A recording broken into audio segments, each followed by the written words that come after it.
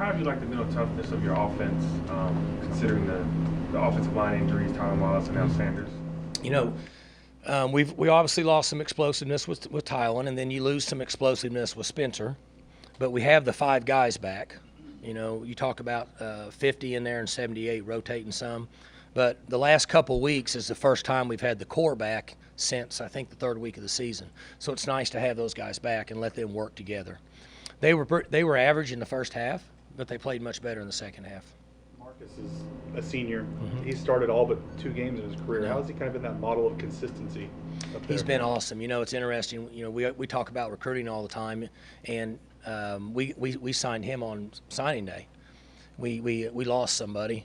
I'm guessing probably Texas took one of our players, which is pretty common. And then we went down and grabbed Marcus, and big debate about whether he's going to be big enough or whatever. But he met all the other criteria. He intelligent, can process information.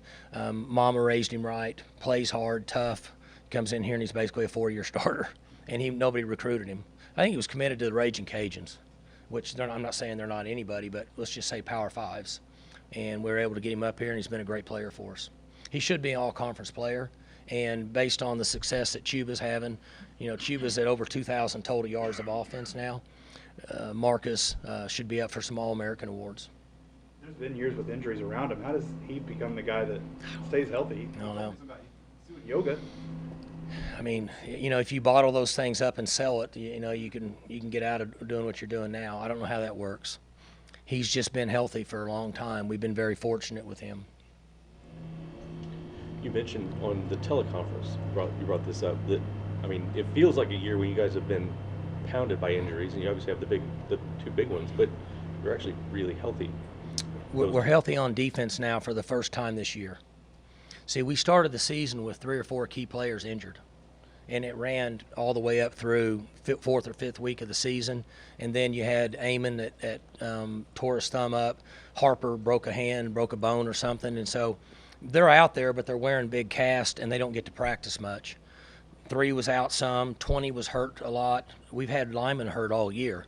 And last week was whoever we played before, West Virginia, I don't remember, Kansas. That week before that was the first time that everybody practiced, and I've mentioned it in here, so we could practice and at a good pace. And then last week was the same, defensively.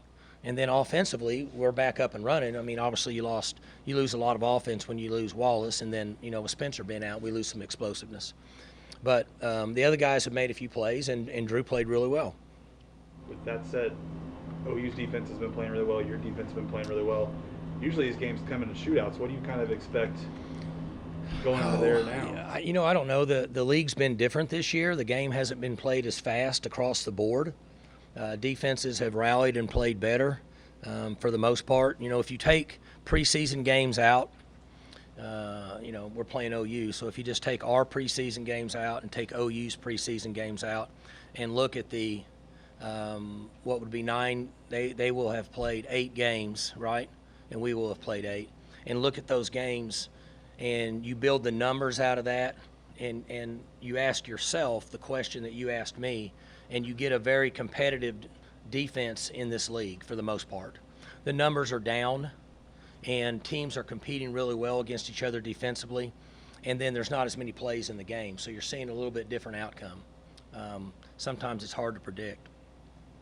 What's your view on their dynamic offense and how it works today? Well, you know what? About 2:30 in the morning, I finished this before I went home. I'm gonna give you. We got any history buffs in here? I'm gonna give you some of you. Most of y'all are too young, but guys that have been around for a while, I'm gonna give you some numbers here and see if anybody can do this. Okay? I got a prize if anybody can tell me what the answer is. Okay? And I know nobody knows it because I was the only one at 2:30 working. I'm gonna give you some numbers: 137. 143, 125, 171, 153, 105, and 140.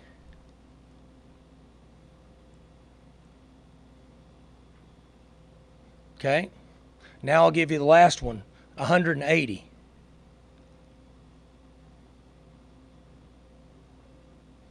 Okay. So you asked me about their offense. There was a guy that played at OU named Thomas Lott. He had 137 carries a season. There was a guy that played OU named J.C. Watts. He averaged 143 carries. A guy named Charles Thompson, he averaged 125 carries. A guy named Steve Davis averaged 171 carries. A guy named Jamel Holloway averaged 153 carries. A guy named Baker Mayfield averaged 105 carries. And a guy named Murray that averaged 140. Now, who averaged 100? Who's got 180 rushes this year? They're a wishbone team, guys. They're just lined up in the spread. Okay, he's 449 of their offensive plays have been him, either throwing it or carrying it. The next closest guy on their team has 114. So take those numbers into account. Forever, we thought wishbone quarterbacks were the guys that carried the ball a lot. This guy's got 180 rushes. It's a one-man show. I mean, this is a triple option team, okay? And it's just disguised as the spread. You got to tackle him. You got to make plays on him. I mean, it's a one-man show.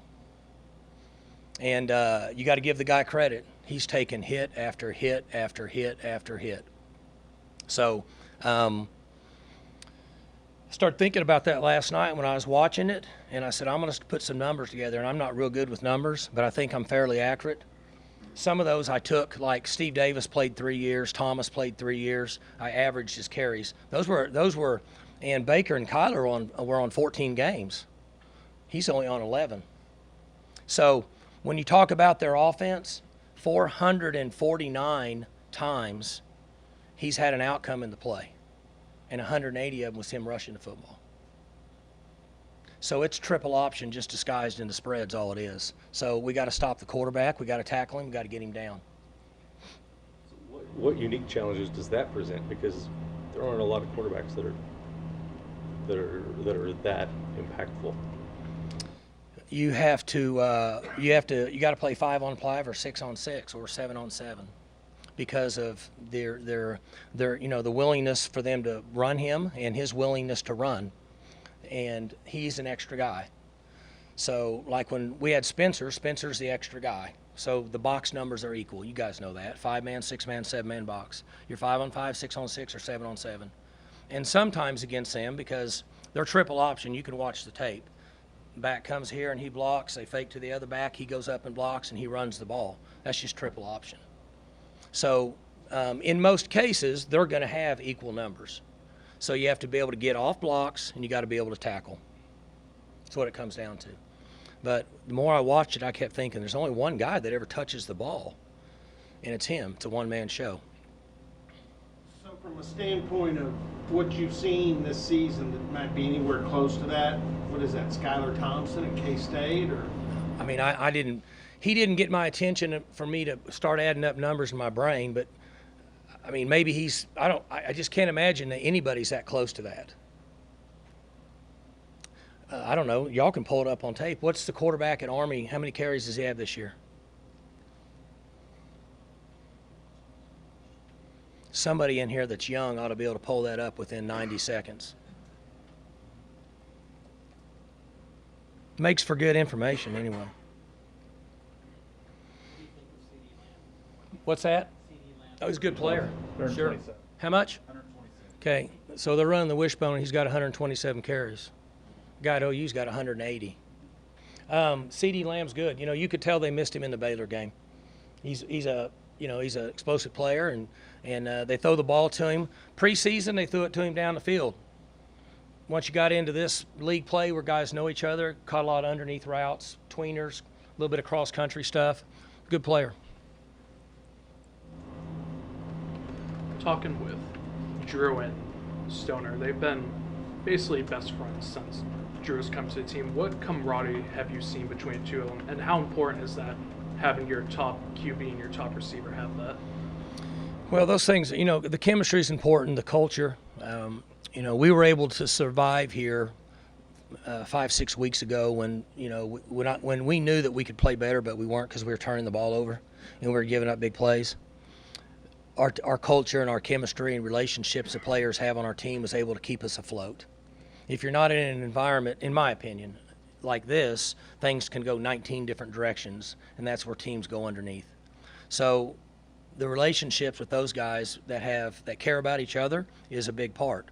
We talk about it as coaches, and I think people just push it to the side, but it's a big part, especially in a sensationalized society that we live in today, okay, where most athletes at some point become very selfish. That team concept and the unselfishness is a big part of your overall plan for success, and those two guys certainly play that role. Past few years, you've had a senior day where it's laden with big name seniors. Not so much this year. How different is this senior class compared to the last few you've had, where you've had All-Americans at quarterback or running back, stuff like that? You know, it's our younger players are the ones that get the national awards. Like I was just asking, how many catches does Wallace have this year before he got hurt? Yeah, so he's at 53. CeeDee Lamb has 52. So that'll give you an example of how explosive he was. He hadn't played in how many games? I don't know how many games he hadn't played in. He already had 53 catches. And CD's a good player, and he's got 52. So it's a little unique. And then your other explosive guy is an underclassman. But each class that we have, and this is a small class for us, this is kind of a rollover year for us. You have the guys in there that make it special. You know, A.J. Green's been fantastic. Marcus has been fantastic, okay? There's just not as many starters. I mean, 72's been fantastic. I even played in practice on Thursday. I played 6 heavy metal songs during practice just for him. And it's the best practice he ever had. So you've got a certain number of guys, and I'm forgetting some, but you have a certain number of guys that make it special. And it's that way every year. Do you anticipate any of the younger guys walking Saturday? No. I like your thought, though. It's good call. You know, one thing about this game, special, you use the word special 3 or 4 times talking about the seniors. Special teams seems to factor in this darn thing more than it does in any other game during the season, whether it's a return. You know, Tyreek had that one. They've had some returns, whether it's a big field goal or it's a punt that flips the field. This has been a special teams game. You know, it's one of the 7 things that keep me up at night, and you brought it up and put it back in my brain. So now when I try to go to bed, I won't be able to go to bed as easy. But special teams and penalties, right? You know, you follow the Coach Snyder theory at Kansas State. If I can steal 75 yards in the game with an advantage in special teams yards or penalties, it's worth 7 points. So those are things that you always put into the plan and you think through and try to come up with the best plan possible. You got to tackle too. I think is CD's number 2, but Lamb's had his number. He's back there and you got to tackle him. You went with Harper kick return for a little bit the other day. What was behind that decision? Giving 8 a break. We started out with 30. We've ridden that horse a long way all year, so we had to get him off. And then we went to 8. And then when Wallace went down, 8's playing a lot now, so we rode that horse a little while. So now when he gets a little bit fatigued at times, 13 gets in, let him have a shot at it. What's that say about the decision to pass more to Chuba, and just kind of based on what the defense was giving you guys? They should have been throwing to him earlier in the year. So finally they're throwing to him some. You know, he catches the ball most of the time on the line or behind the line. So basically you're throwing him a running play. He gets out in space and he gets to run. If he's running in space, it's a good football play. So we've had to kind of do some things differently based on the way teams have played us, and allows us, you know, for him to get more rushing yards, basically is all it is. That's why I said earlier he's floating around 2,000 because the balls he catches are behind the line, so it's just like rushing the football. I know you don't have the luxury of looking ahead, but next year's Bedlam will be away from the Thanksgiving, the last week of the season. Do you prefer having Bedlam this late in the year, or are you okay with, I know you don't control scheduling, but having it in the middle of the season like they'll have next year? I don't know. I think they need to move it around like they do every other game. I don't know why I think that, but either way, it doesn't make any difference. I think the one adjustment they're going to next year is you don't have 2 open dates. Is that correct? So they're going back to a normal routine, which I think is smart, because if you play in the championship game, you're playing this week. If you don't, you're finishing up a week ago. Hypothetically, I'm building a scenario if it was this year. And then, see, contact period starts on Sunday for recruiting. So you're not penalized by being in the championship game. And you can get out and recruit and do all the things you need to do and get in the homes before, teams from other parts of the country get in and try to buy their players. I'm just joking. Teams from other parts of the country do that. I mean, Oklahoma State doesn't, but.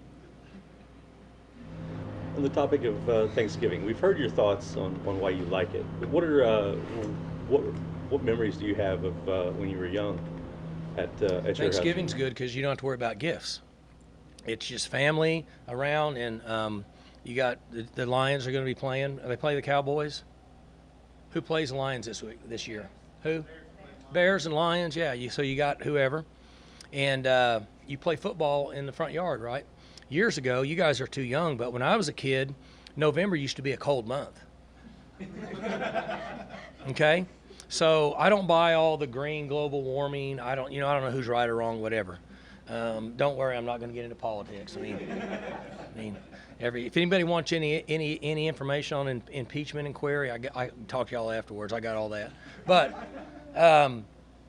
it used to be cold in November. It's not cold anymore. So you'd go out and play, and, it'd be 15, 20 degrees, play football or, until everybody started fighting. Then you played basketball. And as a kid, you didn't care. It's 30 degrees, right? You're still out playing. You weren't worried about it being cold, and we didn't have video games. You had to go like to a restaurant to play a video game. Some of the kids may have had a lot of money, might have had like an Atari, but, not everybody, so. Particular game in the yard you remember or anything as a kid? We had so many games, and it's just so different. I remember guys running into trees, guys running deep balls and actually running looking for a ball and hit a fire hydrant and just slice their knee open, and it's good stuff. It's the way it used to be. It's back before we had bacteria stuff to clean our hands with, right? And everybody built up an immunity to those things because we didn't care. So. Was the Detroit game your go-to game, or did you? What's that? Did you prefer watching the Detroit or Dallas play? I know I'm good with any of them. That's why I like Thanksgiving. You get to eat a little food, watch a little pro football. Back in the day, you had, I think it was Texas A&M used to play, right? Not anymore. So, but it's good stuff. Been a part of a lot of Bedlam games going back to the 80s. Mm-hmm. If you could remember, what's your top Bedlam memory? Well, when Whedon played and when Tyreek played. Those were good ones. Tyreek played. Does the scenario draw any similarities with, Drew starting his first game last week, Mason started that Baylor game, and then came into the OU game? Does that draw any similarities with you, or is that not something you even think about? I hadn't thought about that, but that's a good similarity. I wish it'd play out just like that. That's a good one. People asked a lot. It was difficult to lose Tylen, and it was difficult to lose Spencer, but Drew's done very well. He's maximized his ability and his play, and we have confidence in him. Gabe Simpson's been one of your scout team players in the league just about every week now. What do you like about him? He, the scout team guys, which a lot of times can be walk-ons, are favorite guys in our program. I say our team because they do it for free. They love to play football. They want to be in the front yard, and they love Oklahoma State, love being a part of a team. In most cases, their abilities are not what the other players are, but they don't care. And there's a lot to be said about young men like that. Those are the young men that these people out there in the hiring process, that's who you want to hire. They're doing everything we ask them to do. Their ability's not what some of the other guys are. They show up on time. They're early. Some of them even have part-time jobs. That's the kind of guys you want to hire. They'll go out in the workforce and do really well. And he falls in that category. Another guy. On a personal note, I was sitting in the team room in the hotel in West Virginia with Zach Ramsey and Sean McGuire. We were watching the end of the basketball game Friday night, and I kept watching John and Dave. I kept telling them, get up, get to the airport, you're going to get left. And from what I understand, you guys waited a little bit. So I appreciate you waiting on those guys and bringing them.